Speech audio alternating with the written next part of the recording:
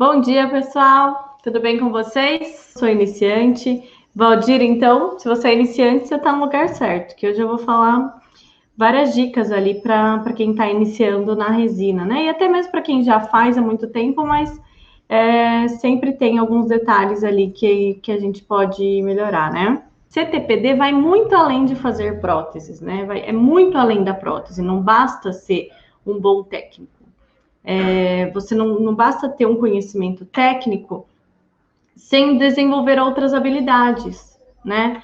É bem importante a gente ter a consciência de que a gente está lidando com pessoas. Então, assim, gente, quem já passou por isso, ou quem teve algum ente querido, algum familiar que teve que fazer um tratamento de reabilitação, né, que teve que passar por um tratamento de reabilitação dentária, sabe o quanto isso mexe com as pessoas, né? Mexe com a autoestima, né? Com a segurança. Então, às vezes o paciente fica anos e anos e anos sofrendo, né, pela ausência de dentes, ou por uma prótese que não para em boca, ou que está muito artificial, que todo mundo vê que é uma prótese, ou que cai, que não para, né? Às vezes o paciente vai comer, tem receio de comer na frente dos outros, com medo que as pessoas percebam que a prótese está se movimentando, está saindo do lugar. Ou às vezes a estética não é nada agradável. Então, várias coisas assim que quem convive com essas pessoas ou quem tem a possibilidade de estar acompanhando os pacientes ali no dia a dia sabe o quanto isso é sofrido, né? Sabe o quanto é difícil para o paciente. Então, a nossa missão, né, vai muito além da prótese. Não basta a gente só fazer ali o nosso trabalho, fazer uma prótese como se fosse qualquer outra coisa. Não, a gente tem que ter a consciência de que a gente está reabilitando uma pessoa, a gente está reabilitando um ser humano, né? E ele tem muita expectativa nisso. Então, às vezes, o paciente guardou o dinheiro da vida. Gente, vocês sabem que tem próteses, tem tratamentos dentários, né? Que custam o valor de um carro, né? Às vezes o paciente, dependendo da situação dele, ele tem que fazer extração de dentes, tem que fazer enxerto, implante, né? Então, acaba ficando uma coisa muito complexa e acaba ficando um valor muito elevado. Então, não é todos que têm essa condição. Então, às vezes, eles guardam ali o dinheiro da vida para fazer aquela prótese. Então, é muita expectativa e a gente tem que estar preocupado com isso, né? A gente tem que se preocupar com o paciente, como ele vai receber, se ele vai ter conforto, se realmente aquela prótese está sendo bem tratada, né? Então, quando a gente está fazendo ali a prótese de resina, principalmente, a gente não pode negligenciar etapas, né? Simplesmente, eu vou fazer a acrylização aqui em 20 minutos mesmo? Vai ficar dura e transparente, né? Vai ficar bonita. Quanto tempo vai durar em boca, né?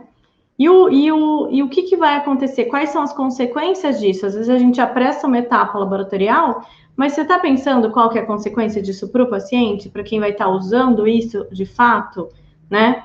Então, isso é muito importante. Eu tô falando polimerizar uma prótese em 20 minutos, porque eu já fiz isso muitas vezes.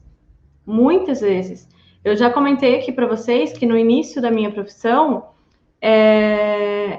eu estava fazendo acrilização na bancada, a água já estava fervendo no fogão, o caldeirão já estava fervendo. Então eu fechava a mufla e já voltava direto na água fervendo, eu nem prensava. Tá? E aí ficava 20 minutos, eu botava direto na água fria, abria às vezes meio quente mesmo. Então, assim, qual a consequência disso? Eu não sabia o que eu estava fazendo. Eu fazia por ignorância minha, por falta de conhecimento, né? Eu não sabia que aquilo estava errado. Eu aprendi daquela maneira e eu achava que era o certo. Porque eu não tinha estudado o suficiente, eu não tinha as informações que eu tenho hoje. Então, a partir do momento que você aprende, não tem como você desaprender, né? Então, depois que eu fui estudar, que eu fui ver realmente a importância de todos os processos da resina, o quanto isso faz diferença no resultado final, na longevidade dessa prótese, na saúde bucal do paciente, né? O quanto isso é importante, eu mudei os meus processos laboratoriais. Eu mudei a minha forma de trabalhar, tá? Então, assim, gente, Quais são as consequências, né, de você fazer uma resina ali rapidinho, né, sem muitos processos? Vai ter muita infiltração de fluidos bucais, vai ter um mau cheiro absurdo. Quem já fez troca de dentes de protocolo sabe, gente, infesta o laboratório, né? Imagina a pessoa com aquilo lá na boca por anos, né? Então, assim, quando você toma todos os cuidados, a resina ela vai ficar mais fechadinha, mais compacta, com menos porosidade. Por mais que você não enxergue essa porosidade a olho nu, ela existe, ela tá lá, tá? Então, tomando todos esses cuidados, você vai aumentar a longevidade, o conforto do paciente, tá? Enfim. Deixa eu falar aqui mais um pouquinho.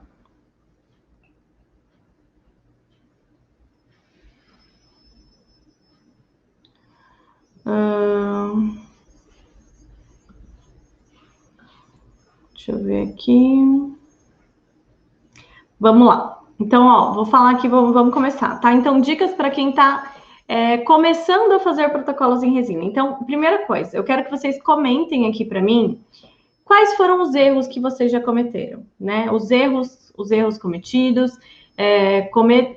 Comentem aqui nos comentários, vamos compartilhar isso. Como eu falei para vocês, eu já errei muito, eu já fiz muita coisa errada, gente, vocês não fazem ideia. Eu vou falar algumas coisas aqui, eu quero que vocês comentem também, tá? Mas o mais importante disso, né, da gente estar dividindo essa questão dos erros, é a questão de aprender com os erros, né? Então, o erro é o nosso maior professor. Eu vou dar um exemplo aqui que não tem nada a ver com a prótese, tá? Quando eu fui fazer carteira de motorista, eu ia super bem nas aulas de baliza. Então, todas as aulas, né, quando eu estava treinando lá, fazendo as aulas da autoescola, eu acertava todas as balizas. Eu falava, nossa, eu sou fera na baliza, né? Nossa, vou passar de primeira. Na baliza, eu não vou reprovar.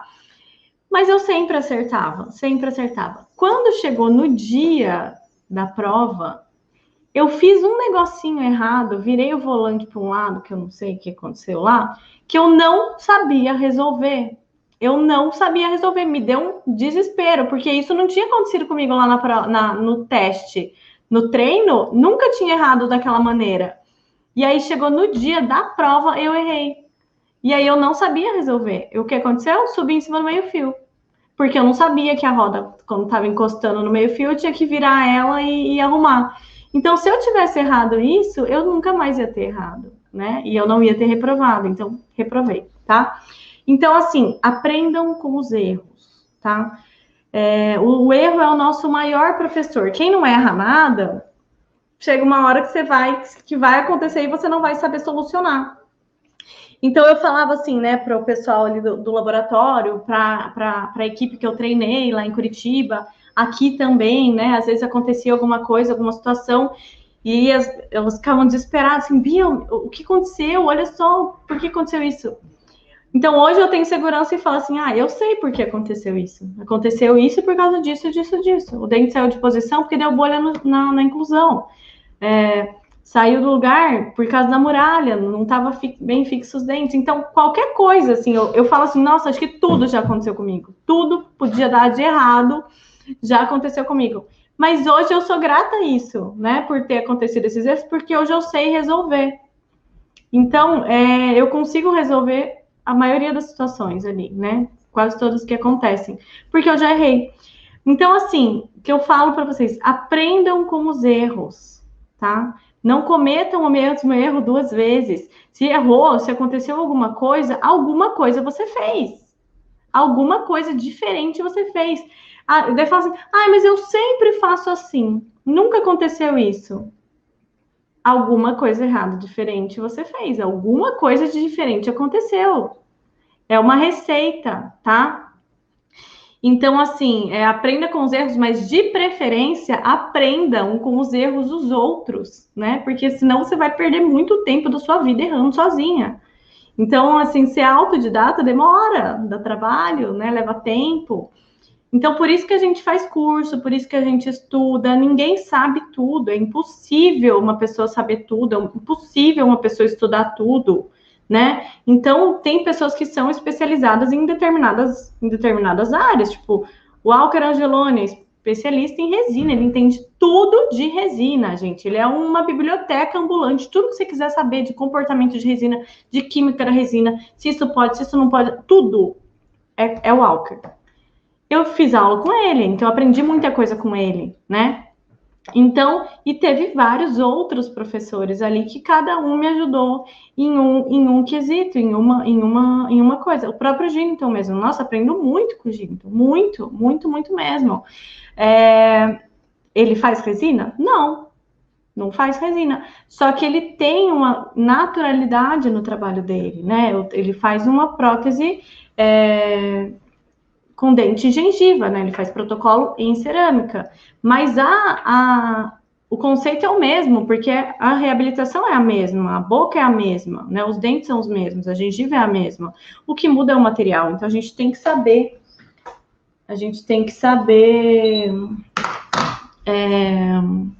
saber isso, tá?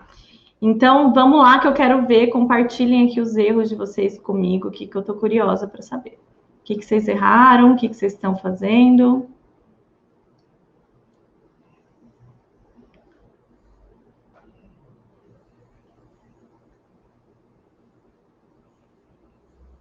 Ó, a Carol, vamos ver aqui. Até o momento só faço a prótese removível, mas a pressa é inimigo da perfeição. Já acrilizei e coloquei na panela sem tempo de descanso. Já coloquei a mufla em água fria para resfriar. Já fiz muito isso também, Carol. Muito, muito, muito. Mas o que acontece, tá? Se a gente leva... Eu vou comentar um pouquinho dessa questão que a Carol comentou. Se a gente não deixa a resina prensada, tá? Tem várias resinas, tá? Eu tô falando da mais convencional aqui, que é a que a gente usa, STG, VIP Wave, resina termo. Se a gente não deixa o tempo necessário para prensagem, por que 12 horas? Porque é 12 horas que a resina demora para acomodar. Porque assim, gente, a resina é um material único, tá? Ela é separada quimicamente na fábrica. Então, ela é transformada no monômero, que é o líquido, e no polímero, que é o pó. Então, ela é separada quimicamente na fábrica. Quando a gente faz a acrilização no laboratório, a gente une o monômero com o polímero, certo? Por isso que é importante também a gente seguir a receita da proporção, porque é exatamente aquela proporção que a gente tem que seguir para dar certo, a química ali da resina. E aí, ela demora um tempo para se acomodar, né? Até todas as moléculas de monômero e polímero se acomodarem dentro da mufla, demora um tempo, não é assim, ó, na hora, tá? Ela ainda está se acomodando, por isso que essas 12 horas de prensagem. Se vocês já deixaram alguma vez 12 horas prensadas, vocês já observaram que o ponteirinho vai baixando. Você coloca lá 1 tonelada, daqui a pouco ele baixa um pouquinho. Aí daqui a pouco ele vai lá e baixa mais um pouquinho.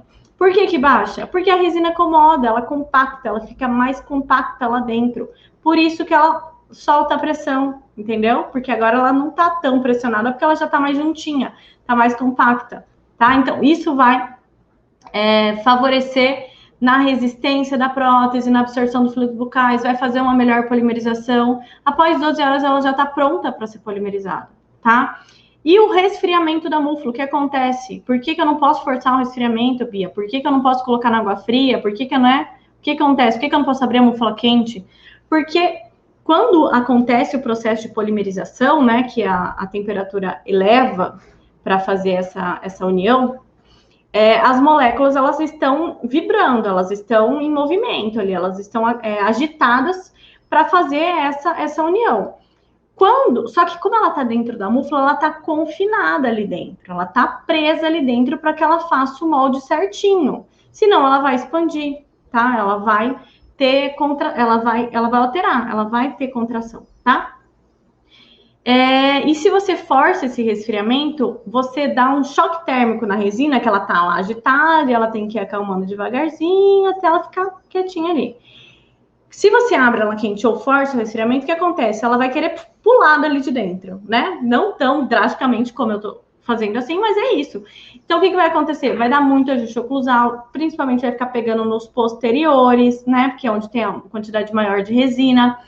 vai facilitar a soltura dos dentes. Então, a resina tá coladinha ali no colo do dente. Forçou o resfriamento, ela dá uma encolhida, assim, ó, né? Afasta.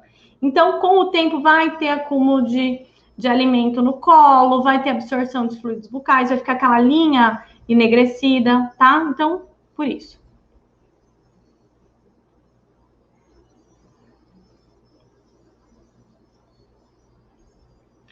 Ó, isso aí, Bia, eu sempre falo para meus amigos, faça a prótese como se estivessem fazendo para sua mãe, exatamente.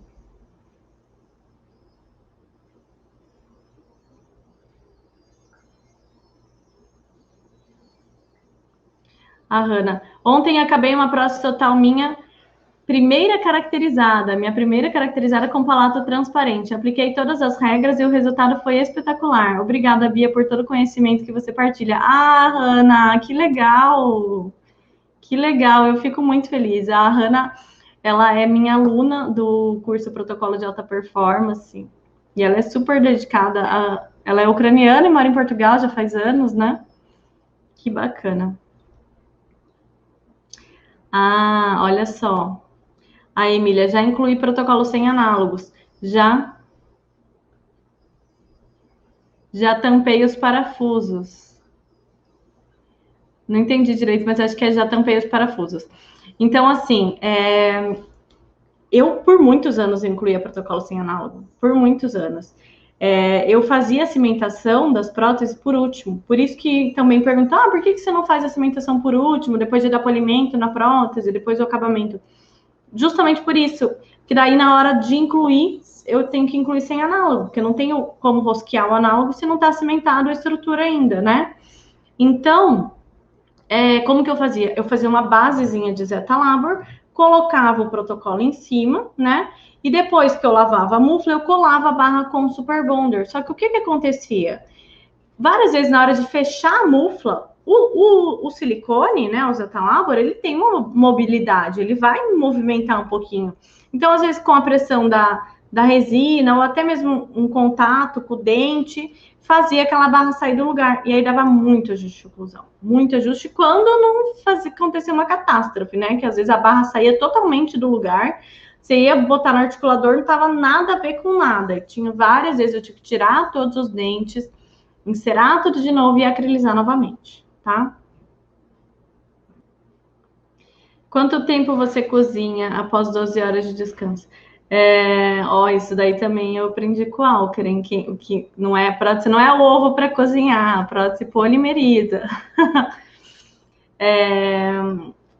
Eu uso a técnica de micro-ondas, então é 30 minutos no micro-ondas, tá? É uma técnica segura, é uma técnica testada cientificamente, ela é comprovada, tá? Então, eu confio nas pessoas que estudaram a técnica de micro-ondas. Então, para mim, tem um ótimo custo-benefício. Fazer a polimerização. Tem várias formas de polimerizar, tá? Tem várias formas de polimerizar corretamente. Porque, assim, a resina, ela não sabe de onde está vindo aquela fonte de calor. Ela não sabe se é da água, se é do micro-ondas, se é daquela panela elétrica lá que algumas pessoas comentaram aqui, se é na air fryer, né, que eu já vi gente fazendo, não sabe de onde vem. Ela vai polimerizar, tá? Agora, o que acontece é temperatura.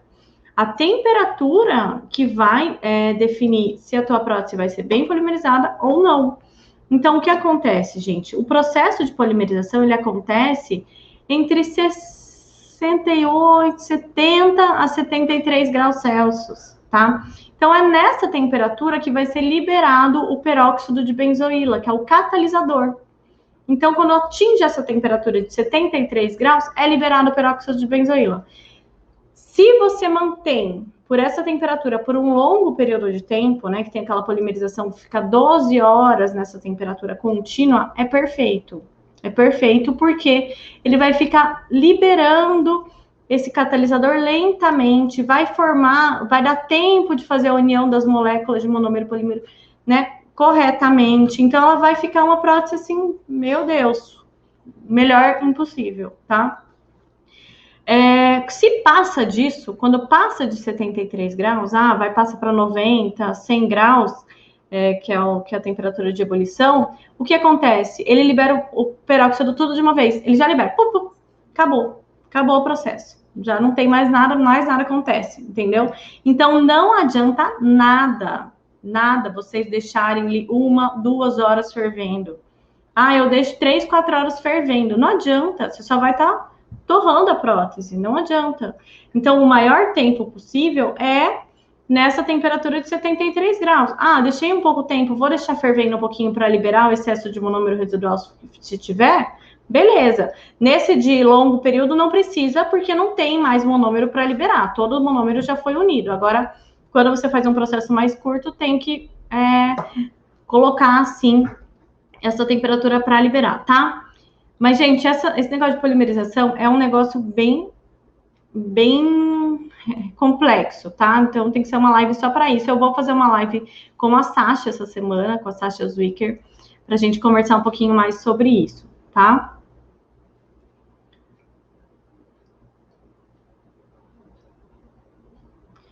Vamos ver. A Anabel. Bom dia, já cometi muitos erros. Um do que não me esqueço foi a minha primeira prensagem, que isolei somente ao redor da mufla, o palato não. Gente, eu já fiz isso também, já esqueci de passar isolante. Nossa, aí é uma tragédia, porque aí vai grudar todo o gesso no palato, não tem cris que tire. Aí tem até um líquido que chama solve gesso, que você compra na Dental, que ele dissolve o gesso. Eu fiz isso uma vez, só que ficou todo esbranquiçado o palato. Então, perdi o trabalho. Tive que fazer de novo. Tive que aliviar internamente, pedir para o dentista reembasar, porque eu tinha perdido o modelo, né? E reacrilizar. Eu já fiz também com líquido alto, sem querer. Troquei os potinhos, achei que estava com o líquido termo, fiz a polimerização com o líquido alto. Prensei com o plástico, beleza. Quando eu fui abrir para tirar o plástico de prensagem, já era. Já tinha polimerizado, já tinha quebrado o modelo, aquele plástico estava todo impregnado dentro da... Oi, Ellen, a Ellen aí, a minha amiga que trabalhava comigo, ela acho que não sei se ela vai lembrar disso, porque ela tem uma cabeça meio esquecida. Mas ela me socorreu nesse dia. E assim, eu acrilizei com líquido alto, sem querer. Troquei os vidros ali e ficou todo impregnado dentro da prótese. Então, não teve jeito. Uma vez também, olha só o que aconteceu. Eu fui abrir a mufla, né? Que é aquela pressa toda que a gente tem, né? Para terminar, para entregar o trabalho rápido. Fui abrir correndo tudo ali. A mufla, peguei aquela faquinha de gesso e o martelo e bati no meio da mufla, né? Como a gente faz, né? A maioria das pessoas eu vejo que abre a mufla assim. Hoje eu já abro diferente, já ensinei para vocês como que eu abro a mufla, né? Eu bato em cima e bato embaixo, solto o tijolo inteiro, o bloco inteiro de gesso, e aí eu venho com o martelete quebrando pelas laterais, né? Para não quebrar nem o modelo, nem a prótese. Então, nessa de bater no meio, pegou e bateu nos dois centrais, quebrou os centrais no meio, e era vivodente ainda. Então, assim, eu estava na correria para entregar, o paciente praticamente estava na cadeira ali, né, sentado, esperando a prótese, e eu quebrei os dois dentes no meio. Então, assim, às vezes a pressa, igual a comentaram aqui agora, não me lembro quem, a pressa é inimiga da perfeição. Então, eu tive que, né, pedir 2 outros dentes, outra boca na Dental, tive que fazer todo aquele conserto e tal, e óbvio que não ficou pronto para o mesmo dia, né?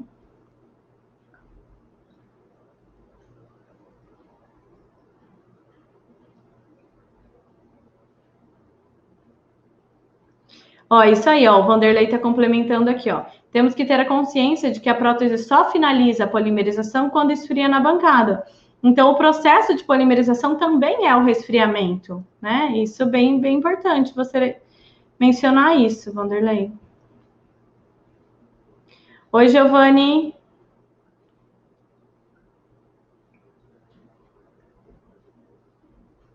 Bom dia. Às vezes o meu protocolo sai com uma linha na resina, difícil de tirar.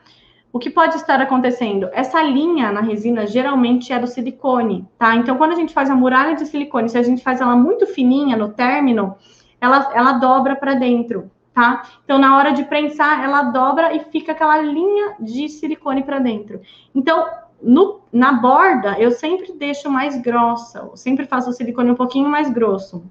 para que ele não dobre. Se mesmo assim ele ficar aquela linhazinha, corta, pega um bisturi e corta bem pouquinho, não vai cortar demais, senão vai ficar uma rebarba muito grande, tá? E aí vai estragar a caracterização. Mas corta um pouquinho para não ficar essa linha. Agora, se for uma linha de divisão ali da resina, se você faz o fundo de vestíbulo caracterizado, também tem que prensar com plástico, cortar o incolor e colocar um pouquinho mais de resina rosa ali e prensar de novo, tá?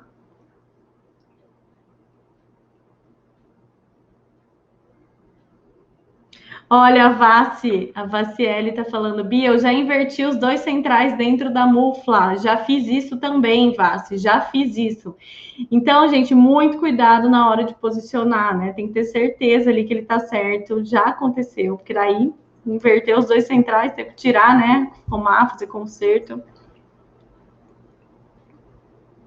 Tenho dúvida sobre fazer os furos dos parafusos, você vai ensinar sobre isso? Os furos do parafuso, gente, eu faço o que dá para fazer antes de incluir, eu faço. Os que estão mais fácil ali, eu já deixo o acessinho aberto.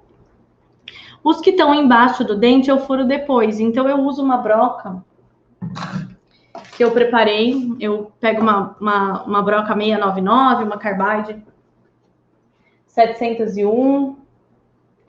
Deixa eu ver se ela tá aqui. Acho que não tá aqui, não. Tá com a Maiara. Mas eu pego uma broca dessa, bem fininha, e eu pego um disco e preparo ela, deixo ela bem fininha, tá? Para abrir o acesso de baixo para cima, sem romper o stop do parafuso. Tem que tomar bastante cuidado com isso, tá?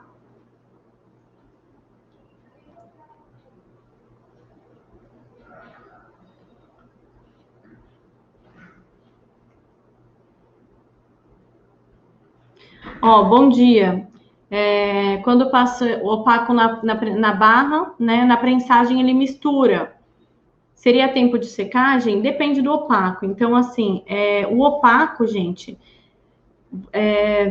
tem vários tipos. Tem opaco autopolimerizável, tem opaco fotopolimerizável. Então, assim, 2 que eu uso, que eu gosto, que eu tenho bom resultado, o autopolimerizável é o da Defama, tá? Que é esse aqui, ó, o Opalac da Defama. Só que tem alguns segredinhos ali para você ter sucesso e não soltar na acrylização, tá? A primeira coisa, a barra ela tem que estar extremamente limpa. Ela tem que estar, você tem que passar óxido de alumínio. Ela tem que estar, você tem que preparar a superfície dela para receber o opaco. Então passa o óxido, ela não pode estar brilhosa, porque senão ela não vai ter aderência, tá? Depois você passa um jato de vapor ou uma água fervendo e esfrega bem com detergente para tirar toda a gordura de cera, tá? Aí você vai aplicar uma camada finíssima desse opaco, super fininha. Pega um pincel e passa uma camada bem fininha. E aí você seca ela numa fonte de calor. Ou você passa na lamparina, né? Não é para queimar o opaco, tá, gente? É só para ajudar essa secagem, porque se ele for secar sozinho, ele vai demorar muito tempo, tá? E aí não vai dar, pode correr o risco de soltar na acrylização. Então, seca numa fonte de calor. Tem gente que seca com secador de cabelo, tem gente que usa aquele soprador térmico, tá? Mas você tem que secar. Fez uma camada, secou, passa mais uma, bem fininha. Se a camada ficar grossa, ela vai ficar seca por fora e por dentro ela vai tá molhada. E aí, na hora da prensagem, ela vai estourar e vai vazar toda na acrylização. Então, se o opaco de vocês estiverem grosso, dá uma diluída. Dilui com antibolha, tá? Dá para diluir esse opaco com antibolha. Opaco fotopolimerizável também é bem legal. Eu uso do STG.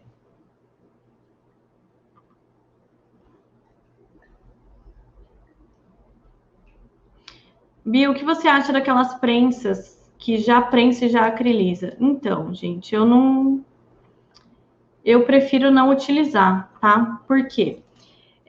Não tem muito controle de temperatura, tá? Então, é isso que eu estava comentando antes. A prótese, a resina, ela não sabe de onde está vindo a temperatura. Ela não sabe de onde está vindo a fonte de calor. Ela vai ser liberada o peróxido com 73 graus e é isso que vai acontecer, né? Então, se você usar uma coisa que acelera muito esse processo, ela não vai ficar bem polimerizada, tá? E assim, no fogão, eu vi que eu perdi a pergunta aqui, mas falaram do fogão, né? Ah, como polimerizar no fogão?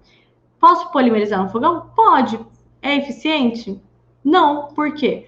Porque você não vai ter o controle da temperatura. Então não tem como você saber. Ao menos que você fique plantado do lado do fogão com um termômetro de cozinha medindo a temperatura. Então tem vários ciclos que falam, deixa lá 30 minutos no fogo baixo, depois desliga, depois coloca mais 30 minutos no fogo alto, deixa ferver, depois desliga. Só que assim, isso é muito variável, né? Tem uma variável muito grande, né? Depende da região que você mora. Se você mora a nível do mar, a tua água vai ferver mais rápido, então pode ser que em 30 minutos ela já ferva em fogo baixo, pode ser que não, pode ser que a boca do seu fogão seja maior, a tua pressão do gás seja maior do que a minha, então é muito variável ali, tá? Então não dá para ter um controle ali correto do fogão, tá?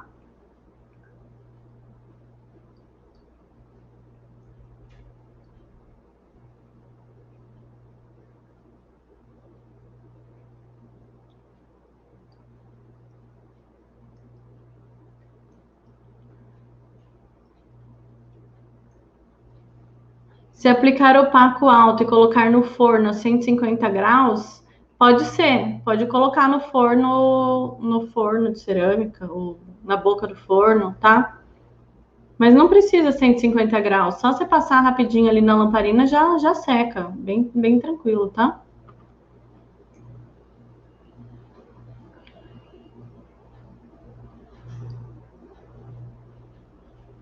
Pode utilizar solve gesso quando a PT tem palato com resina rosa?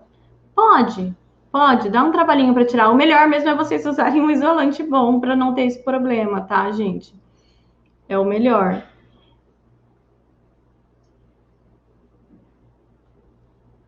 Você faz no micro-ondas? Sim, eu faço no micro-ondas. Quais os ciclos você usa no micro-ondas? O meu micro-ondas é de 1000 watts, tá? Eu deixo ele 10 minutos a 30% de potência, que nesses 30% de potência, ele vai chegar ali numa temperatura quase 70 graus, ali 73 graus, ele vai começar a fazer a liberação do peróxido de benzoíla. Depois eu coloco ele 10 minutos a 10%, que é para baixar total, quase não ir nada de temperatura, para manter esse tempo, porque dentro da mufla vai estar quente ainda, então ele vai manter essa temperatura, né, da liberação do peróxido por mais 10 minutos. E depois, mais 10 minutos a 40%, que aí ele vai chegar nos 100 graus para fazer a eliminação do monômero residual, tá? Então, ele vai eliminar todo o monômero que sobrar. Já na prensagem, na polimerização longa, que fica 12 horas, ela não vai ter eliminação de monômero, porque todo o monômero já vai ter unido na prótese, tá? Então, deixa eu falar aqui um checklist aqui que eu fiz para vocês sobre isso aqui, tá? Para quem está começando a fazer protocolo, né? Os passo a passo. Então, a gente falou um pouquinho aqui dos erros cometidos, né? Os erros que vocês já cometeram, que eu já cometi também. Então, assim, vou fazer um passo a passo aqui do protocolo em resina, tá? A primeira coisa, planejamento, né? Planejamento é fundamental. Vou repetir uma frase que eu já cansei de falar aqui para vocês, que é uma frase do Benjamin Franklin, que é: se você falha em planejar, você está planejando falhar, tá? Então, planejamento é fundamental. Quer ter sucesso? Planeje, né? É como prever o futuro. Então, planejamento. Então, isso começa desde os primeiros moldes, no molde anatômico, a forma de moldar, a forma de vazar, o gesso a ser utilizado, né? O gesso utilizado faz diferença? Faz muita diferença. Eu vou fazer uma live sobre isso com o Darlo Soares, né, que é especialista em gesso. Então, a gente vai falar sobre isso, como o gesso influencia na qualidade da resina, né? Então, a gente vai falar sobre isso essa semana também. Então, esses processos iniciais são fundamentais. O planejamento, todas as etapas, né, para fazer um bom protocolo. As moldeiras fazer moldeiro individual. Ah, é prótese total? Tem que ter moldeiro individual, tá? Por quê? Eu vi que teve uma pessoa que fez uma pergunta ali. Por que é importante fazer selamento periférico? Porque, assim, quando o dentista molda sem uma moldeira individual, molda com a moldeira que vem lá da dental, né? Aquela moldeira que é padrão para todos, ele vai moldar com alginato ou até mesmo com silicona, e ela vai empurrar toda a musculatura da boca, né? Ela vai afastar todo o tecido, né, interno. E aí vai ficar sobrecendido, tá? Vai ficar ali... O paciente não vai conseguir usar, não vai ter um selamento. Por isso que a gente faz a moldeira individual. Então, fez esse primeiro molde anatômico, faz a moldeira individual, né? Sempre 2 milímetros abaixo daquela... Quando faz a curvinha ali da bochecha, a parte interna, 2 milímetros, né, para baixo, para ter espaço para ele colocar um material de selamento. O selamento periférico é feito ou com Godiva, ou até mesmo com silicona, né?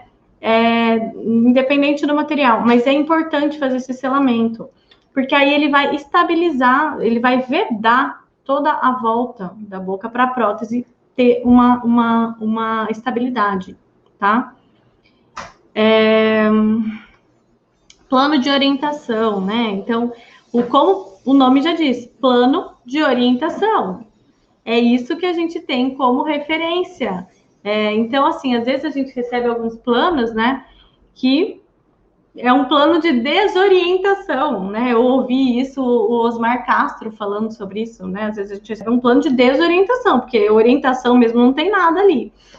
Porque a gente não tem bola de cristal, gente. Essa é a grande verdade. A gente não tem bola de cristal, né? A gente tem algumas referências que a gente consegue seguir, sim, né? A gente tem algumas referências anatômicas que a gente sabe se está muito fora ou não? Tem, mas nada melhor do que um bom plano de orientação. Então, para isso, é bem importante vocês conversarem com o dentista, né? Explicar a importância desse plano, dele fazer a tomada do plano corretamente. Fala assim, ó, eu preciso que você me entregue o plano exatamente como você quer que eu te entregue a prótese. Eu preciso ter todas as referências, eu preciso que você veja o suporte labial. Eu não sei, eu não faço ideia do suporte labial. Quando eu tô com a prótese no articulador, eu não tenho a mucosa ali do paciente junto, eu tenho só o plano de cera, né? Então, como que eu vou saber o suporte labial, se vai ficar bom ou não? No plano, não é verdade? Então, eu preciso que ele faça isso, que ele arrume o corredor bucal, a curva de SPI, a linha média do paciente, a linha do canino. Eu sempre peço para eles marcarem a linha da asa do nariz, que aí ela coincide bem certinho com a distal do canino, fica harmônico, tá? A borda incisal do plano, né? O quanto mostra de dente no plano, né? O quanto mostra em repouso, linha alta do sorriso, tudo isso precisa estar no plano de orientação. Régua de Fock, gente, eu vejo que muita gente não usa, mas todo dentista tem. Se não tiver, você compra uma umidade presente para ele, porque assim, é um negócio assim que facilita muito a nossa vida, a vida dele também, né? Porque consequentemente facilita a nossa, a gente vai fazer uma montagem melhor e ele não vai ter que remarcar o paciente para reprovar, para provar de novo, tá? Então, a régua de Fock. O que ele vai fazer com a régua? Ele vai alinhar o plano na linha bipupilar. Então, às vezes, a gente recebe um plano torto, né? Todo torto. Então, ele vai alinhar, vai ver se tá retinho com a linha bipupilar e também paralelo ao plano de Camper. Quando ele coloca de lado a régua, ele põe paralelo ao plano de Camper, tá? Que mais? Registro de oclusão, tá? Registro de oclusão. Eu vejo que tem muito erro em registro de oclusão, né? Quem aqui já recebeu aqueles planos de orientação com grampo, de grampeador? Quem aqui? Fala aí para mim. Quem recebe com grampo de grampeador? Duvido que você nunca tenha recebido um com grampo de grampeador. Não é possível que seja só comigo que acontece isso. Gente, o grampo do grampeador não é para isso, tá? Não é para prender rodete de cera. Não foi feito para isso, porque pensa aqui comigo. Quando o dentista vai fazer a união, né, o registro de mordida, coloca aqueles grampos em boca, quando ele tira da boca, já era, já arrebentou tudo, já distorceu. Porque ao menos que o paciente tenha uma abertura de boca muito grande, né, ele vai puxar e ele vai ficar todo frouxo. Aí ou ele cola na mão, né? Porque não vai ter referência nenhuma, ele vai lá e cola na mão e manda aqueles plano unido para você, que você não consegue fazer nada, você não consegue montar numa mesa de camper, você não consegue montar no arco facial, né? Ou você tem que adivinhar, ou ele vem todo bambo, assim, todo bambo, você não sabe para que lado que você vai colar, vai fazer um unido unité ali e vai na sorte, né? Muitas vezes vai dar errado. Então, para resolver esse problema, o Newton da Artflex desenvolveu uma pecinha que é um dispositivo oclusal, né? Que é um posicionador oclusal, que é aquelas pecinhas brancas. Gente, isso aí é super simples, facilita muito a questão do registro de mordida. O dentista, depois que ele arrumou tudo, o plano de orientação, ele posiciona esses posicionadores, né, na boca, na inferior, e faz o paciente abrir e fechar a boca várias vezes. Depois que ele abriu e fechou ali, depois da quinta vez que ele fez isso, a tendência é que o paciente já vá sozinho para a relação cêntrica, sem ter que ficar sendo manipulado pelo dentista, né? Então, onde marcar mais é onde é o plano. Você recebe o plano individualizado, pode pôr na mesa de camper, né? É fácil de você encaixar. Eu nunca remontei um caso por registro de mordida usando esse dispositivo, tá? Quando eu termino a acrilização, eu abro a mufla quente, é certo? Não é certo, José Ricardo, nem um pouco certo. Porque quando ela tá resfriando, ela ainda tá em processo de polimerização, tá? O resfriamento da mufla faz parte do processo. Você abriu ela quente ou forçou o resfriamento, você vai acelerar um processo e a resina vai contrair e ela vai afastar do dente. Então, vai facilitar a soltura do dente, a quebra, a fratura, a distorção, ajuste oclusal. Então, tudo isso vai acontecer, tá? Então, beleza. Falei do plano de orientação, do posicionador oclusal. Fotografia, gente. Fotografia é fundamental. Ah, mas o dentista que trabalha não tem câmera, ou ele não quer parar. Gente, não tem desculpa. Hoje em dia, todo mundo tem um smartphone. Todo mundo tem, tá? Não tem desculpa. Todo mundo que eu digo, né, dentista e protético. Não tô falando ali das pessoas carentes, não me entendam mal. Mas assim, gente, não tem desculpa. O dentista pega o celular, bate uma foto do paciente de rosto inteiro. Não vem com aquela foto só da boca, que não dá pra gente ter referência nenhuma com a foto só da boca. Eu preciso de uma foto do paciente de rosto. Então, coloca o paciente em pé, de frente para você, com o plano de orientação em boca e pede para ele sorrir. Sorriso forte, né? Em repouso, sorriso leve e de perfil, né? Aí a gente já tem todas as referências que a gente precisa, tá?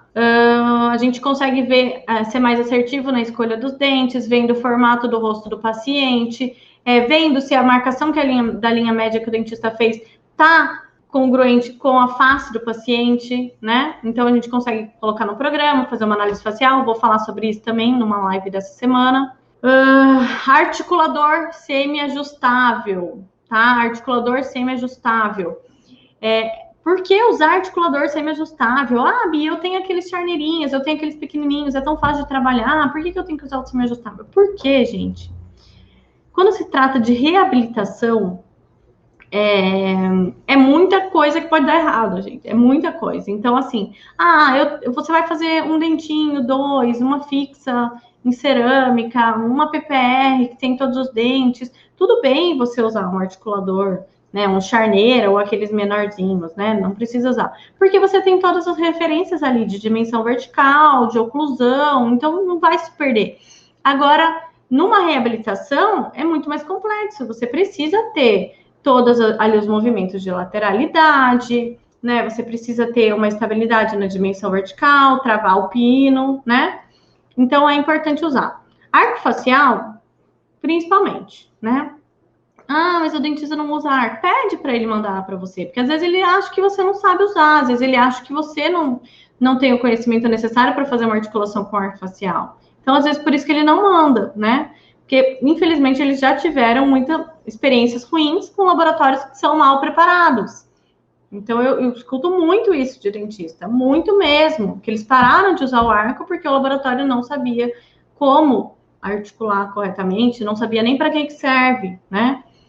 Então, peça um arco facial. Ah, não mandou arco facial? Pelo menos monta em mesa de camper que já vai ter uma inclinação média, tá? Na montagem, eu vi que tinha algumas perguntas ali do pessoal falando de montagem de dentes. Ah, eu tenho dificuldade na montagem, dá muito erro. Por que dá muito erro? Por causa do plano de orientação.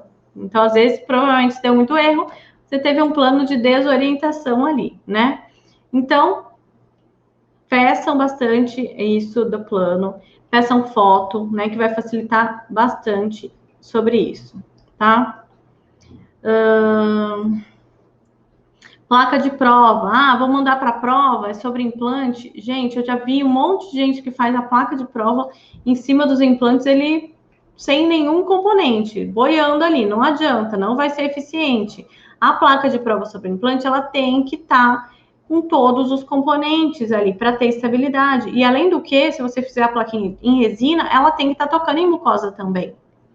Porque senão, no cantilever, o paciente vai morder, ela vai ceder, né? Porque a resina é flexível e vai dar diferença depois quando você fizer a prótese pronta, tá? Confecção da barra, né? Confecção da barra, tem vários detalhes ali que é importante. Peça index, que é a união dos transfers, para você ter certeza de que você está fazendo a prótese num modelo que é fiel, né? Para você não ter um retrabalho de cortar, soldar, recimentar. Seroplastia, né? Fazer os espaços de higienização correta, a base, a área basal convexa para não ter acúmulo de alimento, para que o paciente tenha uma saúde bucal, consiga higienizar, tá? Acrilização, né? Não vou entrar tanto em detalhes ali da questão da acrilização, mas é mais ou menos isso que a gente já comentou. Tempo de prensagem, polimerização correta, a gente comentou bastante sobre isso hoje aqui na live. Resfriamento natural da múfula, lembrando que isso faz parte do processo de polimerização, como o Vanderlei confirmou ali. O acabamento, né? O acabamento, ajuste oclusal, sempre volte as peças para o articulador para ajustar. Tá? Ah, mas o dentista ajusta em boca. Tudo bem, ele ajusta em boca, mas se você ajusta no articulador, precisa saber se aconteceu algum problema. Como que você vai saber se deu algum problema no teu processo se você não confere? Se você não conferiu depois no articulador para ver como é que ficou, tá? Então, é isso. Cilindro de proteção para dar o acabamento, para fazer o polimento mecânico, usar o cilindro para não desgastar os componentes, tá? Deixa eu responder umas perguntas aqui agora. Bia, qual cor da resina Pala Express que você usa? Depois eu vejo para você. Eu tô com duas ali. Eu tenho, acho que umas 2 ou 3 cores de rosa, mas eu não me lembro o nome, depois eu vou ver. E tenho a Clear, que é a incolor. A Clear eu uso para fazer placa mil relaxante. Eu tô amando usar a Pala Express para fazer placa mil relaxante, gente. É uma resina, ela é autopolimerizável, tá? Só que ela é muito diferenciada. Ela elimina totalmente o monômero residual, ela não tem contração, tá? Então, ela praticamente dá zero ajuste, assim, pouquíssimo ajuste. Ela tem uma estabilidade fantástica, é super rápido, tá? Então, eu prenso ela rapidinho, coloco na panela termopneumática e deixo 30 minutos na pressão, tá? Mas a cor eu vou ter que confirmar com você, porque eu não me lembro. A Jussara Pires. Quase todas as minhas montagens voltam para remontar. O que eu estou deixando passar? Qual referência a seguir? Então, gente, né? Eu sei que não é a realidade da maioria, nem a minha, também não é, tá? Não se iludam.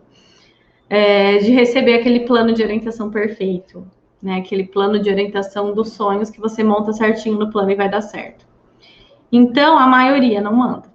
Não manda perfeito. Então, tem algumas referências anatômicas que a gente pode seguir, tá? Então, se vocês estudarem um pouquinho sobre aquele articulador da Evoclaro, BPS, né? Ele é bem legal para a gente ter o conhecimento das referências anatômicas na hora da montagem. Então, por exemplo, eu sei, né? Vocês sabem também que a papila trígono-retromolar inferior, né? O molar, o primeiro molar inferior, ele tá bem no meio, a altura dele é bem no meio da papila trígono-retromolar. Então, na hora que eu estiver fazendo uma montagem, se eu tiver com o molar acima da papila, você sabe que tá errado. Opa, tá errado isso daí, não pode estar certo, é impossível, né? Então, já é uma referência. Outra referência é o inferior sempre em cima do rebordo, sempre em cima da crista óssea, tá? Se ele estiver muito fora, vai estar pegando na bochecha ali do paciente. O corredor tá errado. Se estiver muito para dentro, vai estar atrapalhando a língua. Então, a anatomia da boca ajuda a gente nessas montagens, tá? Na referência. Superior. Então, papila incisiva. Observe a papila incisiva. Se eu tô com o central lá para frente, alguma coisa tá errada, vai ficar muito vestibularizado. Ou se eu tô bem em cima da papila, tá errado também, tá? Então, é de 7 a 8 milímetros para frente da papila, no meio da papila, é onde provavelmente está o incisivo central. Então, com o tuberosidade maxilar, não participa do processo de reabsorção óssea. Também não adianta eu ter um molar lá para baixo do tuber, vai ficar curva invertida. Então, do tuber, né, da tuberosidade maxilar, é 8 milímetros. No máximo 8 milímetros, tá? Então, com essas referências, você consegue mais ou menos ajustar alguma coisa quando você não tem referência do plano. Ó, olha só que pergunta interessante da Beth Del Santana. Ai, Della Santa. Ah, não sei. A Beth. Ela falou assim, ó, montei uma PT superior e uma PPI inferior e tive que remontar, pois o dentista falou que ficou tocando só nos posteriores e a mordida ficou aberta. O que eu fiz de errado? Gente, provavelmente não foi você, tá? Então, assim, o que acontece quando toca só no posterior? Já aconteceu isso comigo várias vezes. Então, às vezes você faz ali, o dentista faz o guia multifuncional, né? Oclui tudo certinho, bem bonitinho. Quando a gente vai fazer a prótese, ou a gente tem que diminuir a dimensão vertical, principalmente quando tem que diminuir ou aumentar a dimensão no articulador fica perfeito. Toca perfeitamente tudo, faz ajuste, chega em boca, toca só atrás. Provavelmente foi a falta do uso do arco facial. Por quê? Porque o arco facial, ele vai posicionar a maxila do paciente exatamente na posição que está em boca. A angulação da maxila vai ser a mesma, né? Em relação ao côndilo do articulador. Quando a gente faz a articulação manualmente, sem o arco, e a gente altera a dimensão vertical, vai interferir no ângulo de fechamento, né? Então, se o posicionamento da maxila do paciente é assim, a gente inclina assim, diminui a dimensão vertical, interfere nessa distância do côndilo, tá? Então, no articulador ele aceita, na boca não. Na boca fica tocando só atrás. Isso acontece muito em placa mio-relaxante, né, Vanderlei? Vanderlei faz bastante placa. Vocês já devem ter visto isso. Às vezes a placa, você faz a placa, o dentista ajusta, fura a placa e não toca na frente. Né? Mas por quê? Mas a mordida estava certa. Porque teve uma alteração dimensional, né? Teve um aumento de dimensão vertical para fazer a placa e não foi montado em arco nem em mesa de camper. Gente, já está passando nosso tempo. Doutora Marjorie, não é uma pergunta, só um elogio. Estou encantada com seus trabalhos. Ah, muito obrigada. Fico feliz em saber disso. Depois que você faz a caracterização do protocolo, como você preenche o restante do modelo? Eu faço a caracterização como eu faço numa prótese total. Faço só vestibular, prenso com plástico, depois eu misturo. Eu pego a resina rosa, VIP Wave, coloco um pouquinho de pigmento das cores que eu usei no vestibular, né? Misturo com a resina, com o líquido termo, né? E aí eu completo como se estivesse completando a PT, tá? É a mesma coisa. Poderia falar um pouco sobre os seus cursos online? Então, eu tenho 2 cursos online atualmente, que é o Gengiva Sem Segredo, que é um curso só de seroplastia e morfologia gengival, fala tudo sobre gengiva, morfologia, como fazer as caracterizações, né, quais são as características da gengiva, como fazer pigmentação melânica, de prótese total, de protocolo, tá? E tem o curso, que é o meu curso mais completo, que é o Protocolo de Alta Performance, que daí já é um curso com mais de 60 aulas, super completo, desde o início, desde o passo a passo, tem parte clínica, parte laboratorial, todos os processos, tá? São gravados com câmera em alta resolução, você consegue ver tudo nos mínimos detalhes, pode ver e rever quantas vezes você quiser dentro de um ano, tá bom? Só que ainda não estão abertas essa nova turma, tá? Provavelmente no mês que vem eu vou abrir a nova turma do Protocolo de Alta Performance.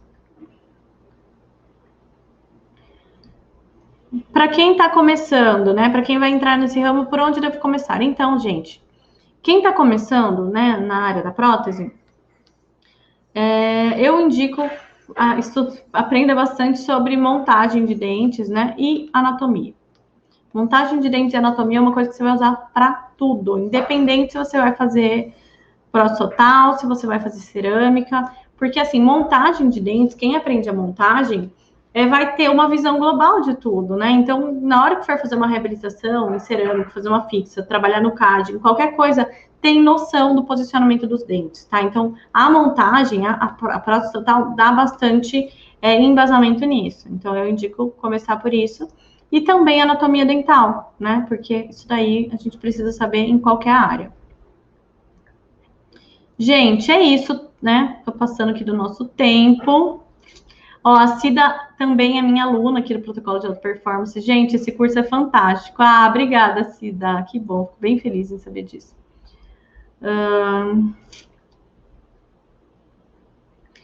Ó, o Rod, ótimo curso. Mudou a vida do laboratório, só elogio. Deide Costa. Ai, que legal. Fico muito feliz.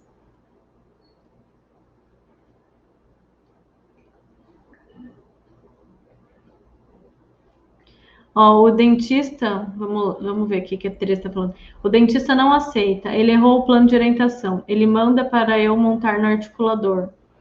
Na boca dá errado, ele diz que eu que fiz a montagem errada.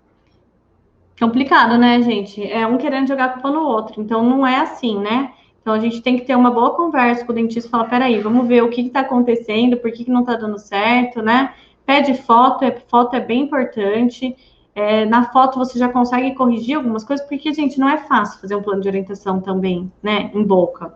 Não é fácil ele ajustar, né? O paciente ali está cansado, né? Fica desgastando, acrescentando cera, eles não têm tanta habilidade com a cera quanto a gente. Então, não é tão simples assim. Só que, assim, não é só jogar uma para outra. O que a gente pode resolver? Como que a gente pode resolver esse problema, né? Então, o que eu preciso para que eu cometa menos erros? Pode ser o erro foi meu, mas o que eu preciso para cometer menos erros? Eu preciso, né, que você faça o plano dessa maneira. Eu preciso que você use um arco facial. Eu preciso que você me mande fotos. Eu preciso de um registro fiel, né? Gente, ele já manda montado em articulador. Então, tem que ver como que ele faz essa montagem, pergunta se ele usa o arco facial, se ele monta em arco, né? Se ele monta o articulador, ele manda o articulador junto ou você encaixa no teu? O teu é padronizado? Tem que ser. Os dois tem que ser padronizados para dar certo, tá? A Dinan Cunha, parabéns, seu curso de resina é top. Obrigada, Dinan. Gente, é isso, né? Por hoje eu já passei um pouquinho aqui do meu horário. Tem umas coisas aqui para resolver aqui no laboratório. Ó, tô aqui com as minhas resinas aqui, ó, prontinhas aqui. Vou fazer uma acrilização de um protocolo, tá? Então, temos que ir. Obrigada pela participação de vocês. Eu vou pedir para vocês fazerem um print, tá? Façam um print, me marquem. Essa é a nossa primeira live dessa maratona. Me marquem, que eu quero saber, e coloquem, assim, um hashtag muito além da prótese, tá? Muito além da prótese. Coloquem um hashtag e me marquem, que eu quero ver, tá bom?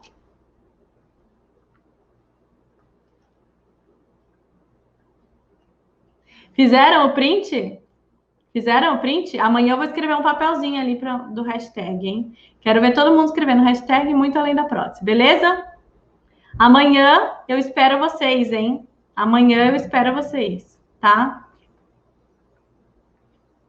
Amanhã tem live de novo. Um beijo grande para vocês. Um ótimo início de semana, uma semana abençoada para todos nós, tá bom? Então, tchau, tchau, gente. Até amanhã. Obrigada.